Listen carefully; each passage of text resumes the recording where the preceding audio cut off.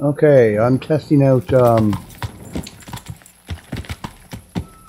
AMD virtual resolution, super resolution for. See, my monitor is only a 1050p, right? I don't own a 1080 monitor, but with setting the AMD virtual super resolution to, I think it was 20. What is it? 20. Hold on, just give me a second. I'll be able to tell you. You're not going to get any sound, but I have it set to 2560 by 1600 on a monitor like this. And I'm recording right now using OBS, which is my primary recording, 1920 by 1080.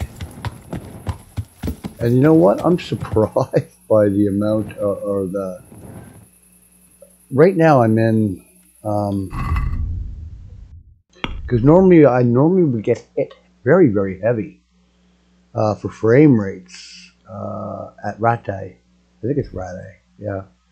I would normally get hit really bad here. But for some reason or other, I don't know what it is, but my frame rates are really quite stable. You can tell at the top left there. And I am recording in 1920 by 1080. And it's amazing, you know. This is the strange thing about this. Ow! Hey, you're the one who went into me. You're the one who went into me. Don't make me get off this horse. I'll make you pay. Well, maybe not. Because I'm a horrible fighter. I am seriously. But anyway, getting back to what I was saying, my frame rates are really quite steady, and this is amazing to me. But yet, if I go back to my normal resolution, my frame rates drop. Crazy. It's really quite an odd. It's an oddity, really. I don't get it. Maybe AMD, when you put it into a super resolution, it compensates somehow, and I don't know how it does it, but it just does. As you can see, my frame rates will probably rise shortly. You know, but this is amazing graphics. The graphics are amazing. Wow. You know, there's no reduction. That makes me go, oh my dear goodness, what the heck's going on? But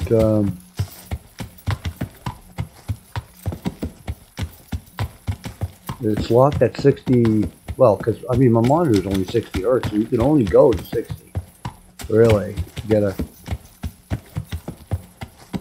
at least that's how I understand it. I don't know, maybe it's totally wrong. Last portion of my life is known to be wrong anyway, so it doesn't really matter. What I think I know isn't what I think isn't what I really know. It's really weird. That's life, isn't it? Let's eat some foodie woodies. Get the piggy up there. But my frame rates are pretty steady. We're at 68. It depends on what I'm looking at.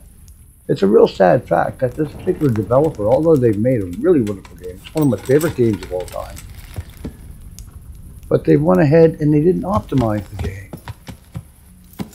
They seriously never optimized the game. And it's like, why? Why wouldn't you do that? It's your responsibility to optimize a game. It's not left up to us and the modders to fix it for you. And that's a sad fact of whatever Bethesda used to release, which is no longer Bethesda, only in name only, because they're now owned by Microsoft.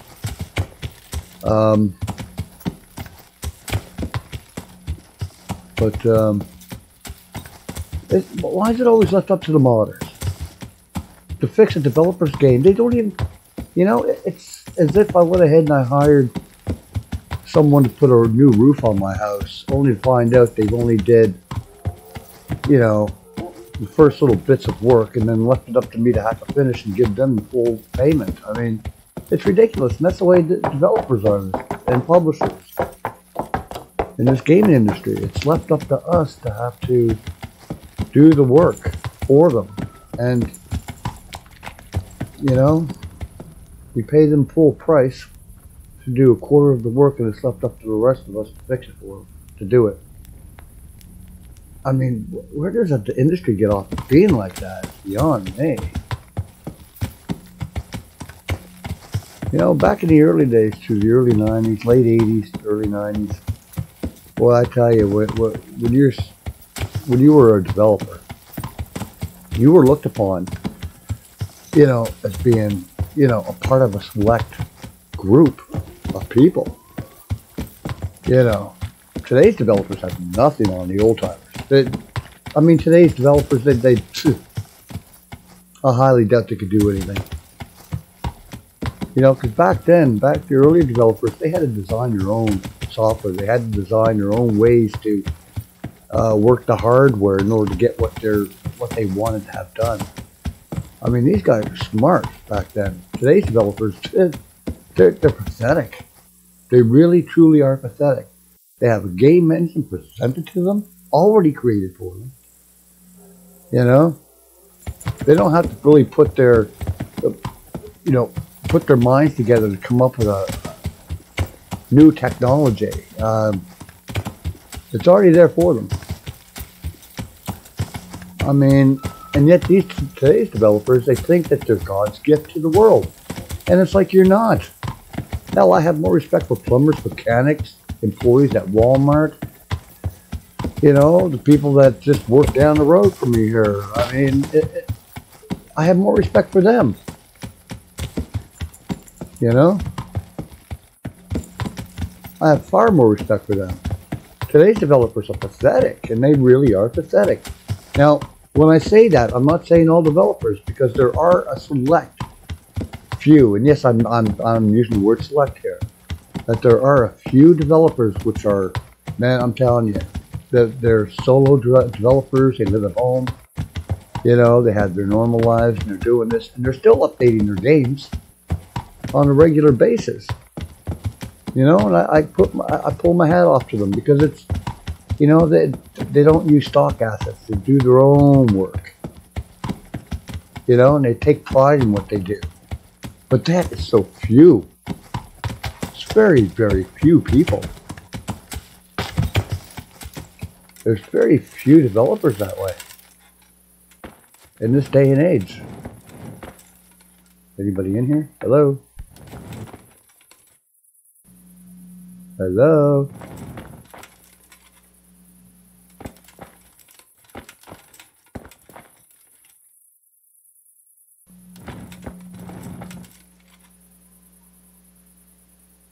Wow, I mean, these graphics, AMD really has done themselves right on the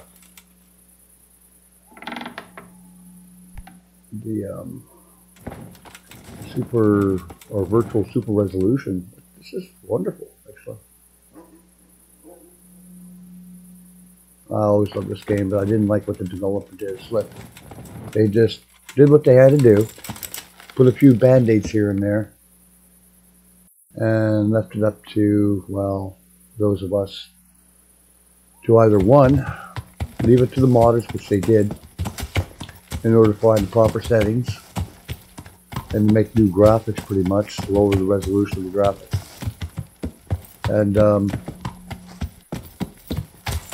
or leave it up to those who can purchase themselves a new high-end system in order to handle it. Pretty damn sad, don't you think?